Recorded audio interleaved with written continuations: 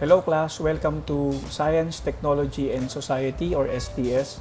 So today I'm going to discuss to you the syllabus of the course or of the subject. I'm going to run through the syllabus today so that you will have an idea, a better understanding on the things that we are going to discuss for the whole of the semester.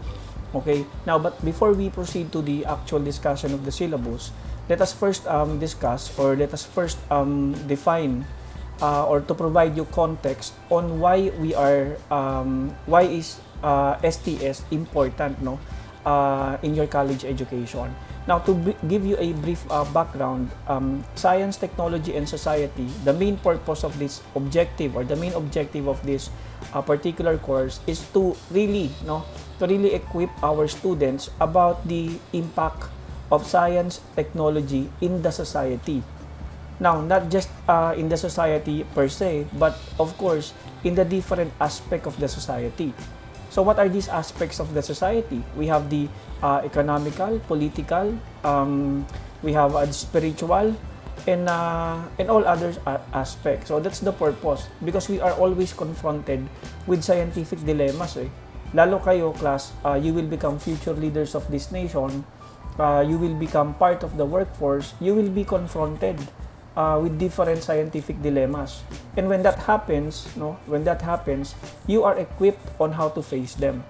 Not only that this subject will teach you about the different updates, the different trends of science, technology, and society, but also the course will also equip you on how to decide ethically when confronted with scientific dilemma.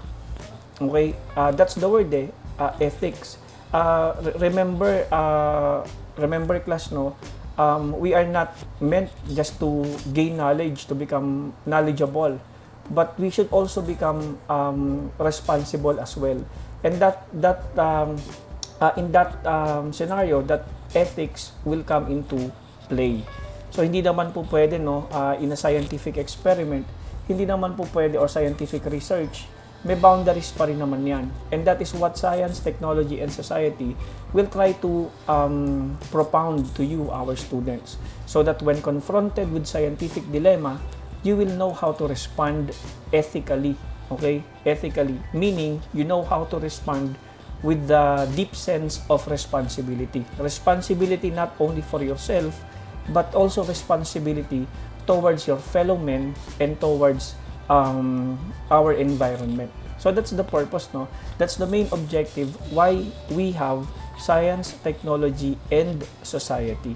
Now you need to also to tune into this video because I will be giving some instructions on the activity that you need to accomplish today to serve as your attendance. Okay, it will also be graded, part of your written task and performance task. It will be graded as well, and at the same time that will be part of your attendance for today. Diba, I've mentioned during the announcement, the first announcement I posted in Canvas, na your attendance will be dependent on your output. Okay, so it will be dependent on your output. Okay, so now we are going to proceed, class, in discussing the content of your syllabus. Now, for the first week of our discussion, that will happen next week. As I mentioned to you in the announcement, this week is dedicated for orientation, and part of your orientation is actually discussion of this syllabus. Now, next week we are going to jumpstart with our discussion proper, and next week, first week of our module, we are going to discuss the overview or the definition of science, technology, and society. We are going to discuss the relationships, not just the definition, but also the relationship between science, technology, and society. Okay, that's for week number 1. Now, for week number 2, we are going to study the historical antecedents of science. That includes the scientific revolutions, technological revolution, not just in different countries, but as well here in the Philippines. So we are going to study that historical antecedents of science, technology, and society. Under that, we are going to give emphasis kasi the history of science and technology is very long, that's very complicated.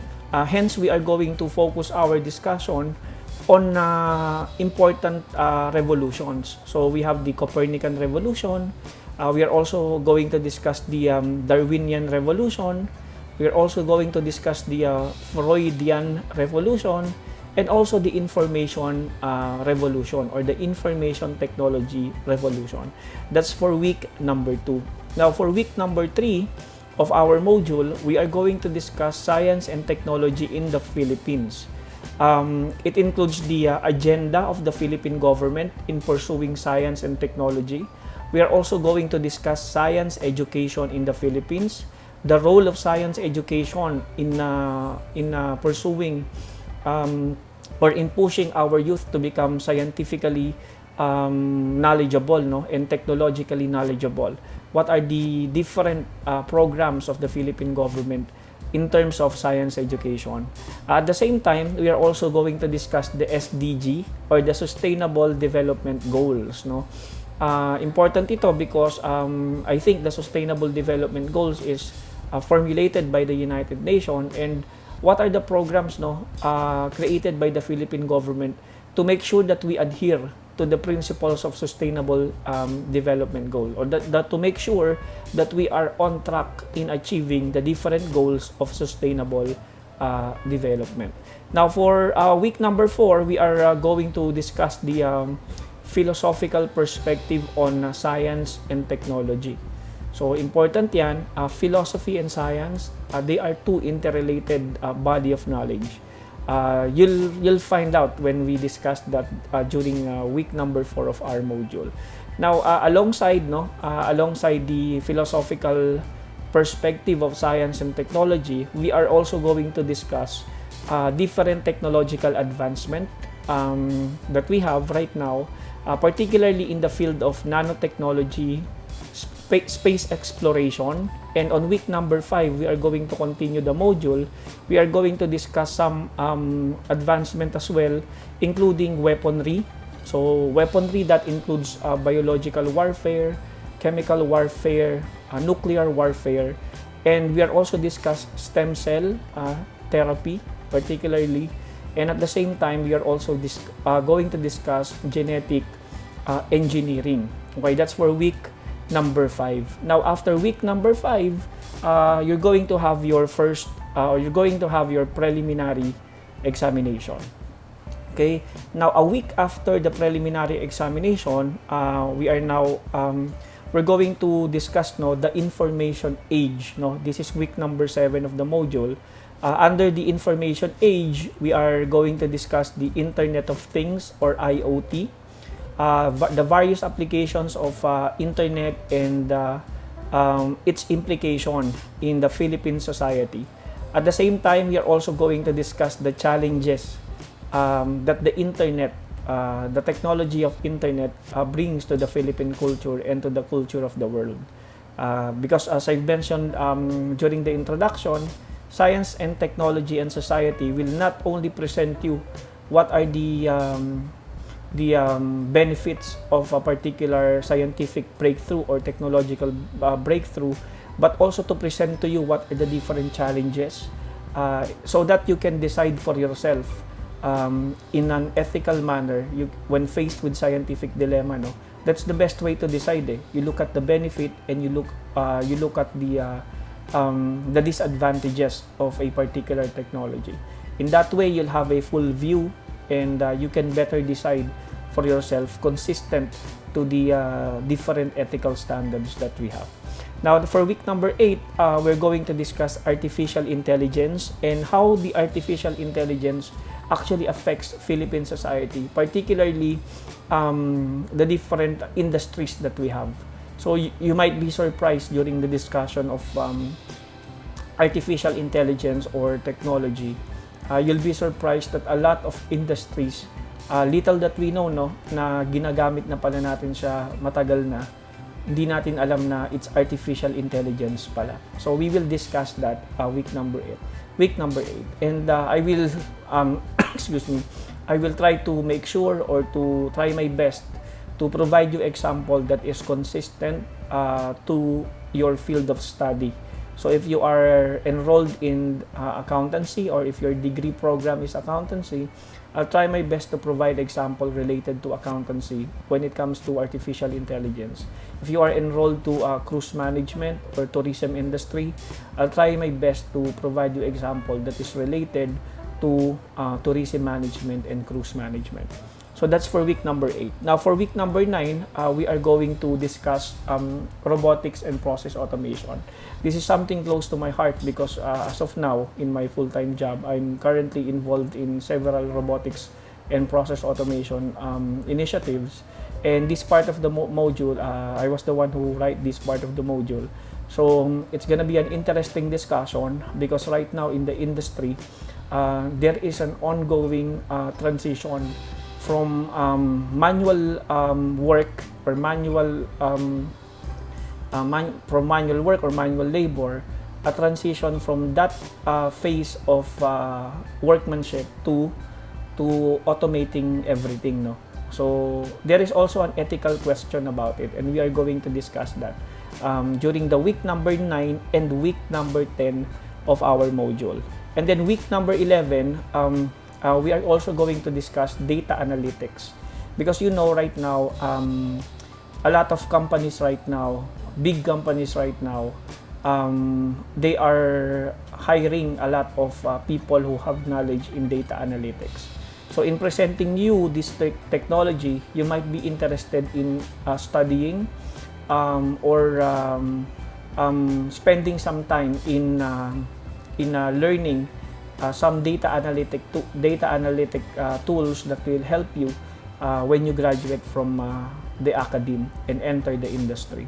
And then for week number 12, after discussing data analytics, week number 12, you're going to have your midterm examination.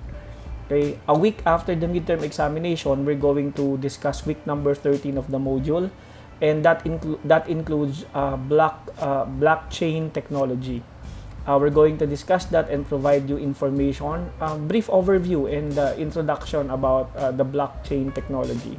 And week number 14, under the blockchain technology, we're going to discuss Bitcoin technology. So I think some of you might be familiar with the word Bitcoin, no? Lalo sa Facebook, there are different ads about Bitcoin, no? And also baka some of you are involved in Bitcoin. So if there are some of you who are involved in Bitcoin technology and know how Bitcoin works, then that would be he or she will be a great resource person when we discuss this during the week 14 of our module. Now alongside that, week number 14, aside from discussing Bitcoin technology, we are also discussing environmental sustainability, specifically about environmental issues and climate change. And we will continue that on week 15 and 16, wherein we will discuss global warming, solid waste management, and wastewater treatment. So that's week 15 and week number 16. And during the last week of the module, that's week number 17, we are going to discuss the different best practices of science and technology in the Philippines, particularly in the field of biodiversity conservation, renewable energy, disaster management, diagnostic and therapeutics, outbreak of diseases including COVID-19 and other pandemic, and at the same time telemedicine. We will discuss that week 17 of the module. And then after week 17, we're going to have your final examination, and after that you're going to have your vacation. Okay, so that's the summary. You can find this the copy of your syllabus in your Canvas account. So you just need to log into your Canvas, go to the dashboard, click STS Science, Technology and Society, go to the home page, and then from the home page of the module, you can see that at the bottom part you will see this syllabus that I discussed to you. Okay, now if you have questions about the things that I discussed today about the syllabus, do not hesitate to send me an email, to message me in Facebook, because some of you here are my previous students in FOS. My Facebook account. You can just send me a message there if you want an urgent reply, But if you send me an email, don't worry, because I most of the time I always reply into my emails of my student. But please be sure lang of the time. As I mentioned in the announcement, I'm available from Mondays to Friday, 8 a.m. to 5 p.m. only. Okay? And then, now for your activity today that will serve as your attendance, I need you to answer this particular question, and you need to place your answer as a reply to this announcement, no? Number one question, or the question is, among the subjects or among the topics that we are going to discuss, no, for science, technology, and society, which among these subjects interest you the most? Okay, and why?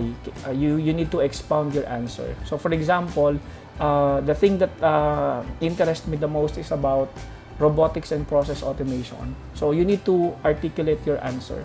Why are you interested in robotics and process automation? So it will be graded, it will be part of your written work. So you need to answer that. The deadline to answer that is at the end of the week, no? So I'll be posting this video today, and then you have until January 23 to finish this activity. Okay, so that's all for today, class, no? If you have questions, reach out to me. I will try my best to respond to you as soon as possible. So thank you everyone, and I wish you a good day. I wish you well for the rest of the day. Thank you.